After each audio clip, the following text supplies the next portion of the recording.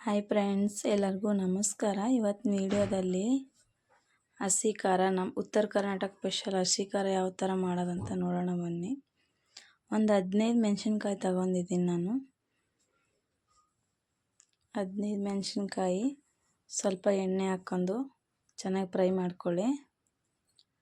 ಚೆನ್ನಾಗಿ ಹುರ್ಕೋಬೇಕು.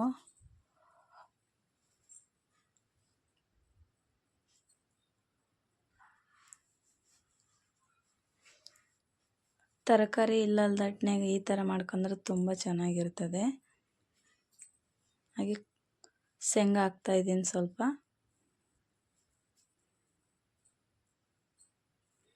ಒಂದು 2 ಟೊಮೊಟೊ ಹಾಕ್ಕೊಳ್ಳಿ. ಒಂದು ಗಡ್ಡೆ ಬೆಳ್ಳುಳ್ಳಿ, ಹಾಗೆ ಒಂದು 2 ಈರುಳ್ಳಿ ತಗೊಳ್ಳಿ. ಕಟ್ ಮಾಡ್ಕೊಂಡು ಚೆನ್ನಾಗಿ ಫ್ರೈ ಹುರ್ಕೊಂಡು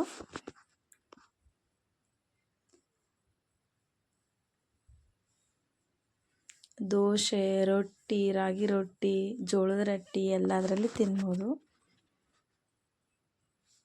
ತುಂಬ ಚೆನ್ನಾಗಿರ್ತದೆ ಈ ಥರ ಮಾಡ್ಕೊಂಡ್ರೆ. ಒಂದ್ಸಲ ಈ ರೆಸಿಪಿನ ನೀವು ಟ್ರೈ ಮಾಡಿ. ಮಿಕ್ಸ್ ಜಾರಿಗೆ ಹಾಕ್ಕೊಂಡು ರುಚಿಗೆ ಎಷ್ಟು ಬೇಕೋ ಅಷ್ಟು ಉಪ್ಪು ಹಾಕ್ಕೊಳ್ಳಿ.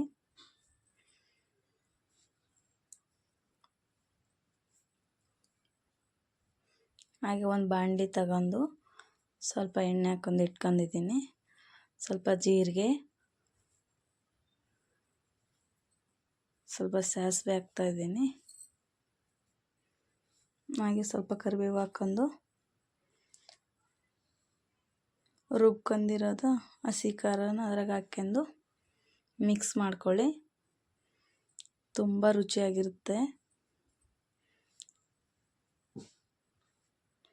ದಯವಿಟ್ಟು ಯಾರಿಗೆಲ್ಲ ಇಷ್ಟನೋ ಇದು ಹಸಿ ಖಾರ, ಉತ್ತರ ಕರ್ನಾಟಕ ಸ್ಪೆಷಲ್ ಇದು,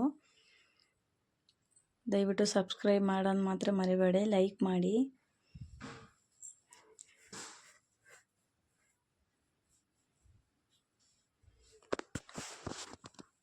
ತರಕಾರಿ ಇಲ್ದಟ್ನಾಗ ಈ ಥರ ಮಾಡ್ಕೊಂಡ್ರೆ ರೆಸಿಪಿ ತುಂಬ ಚೆನ್ನಾಗಿರ್ತದೆ.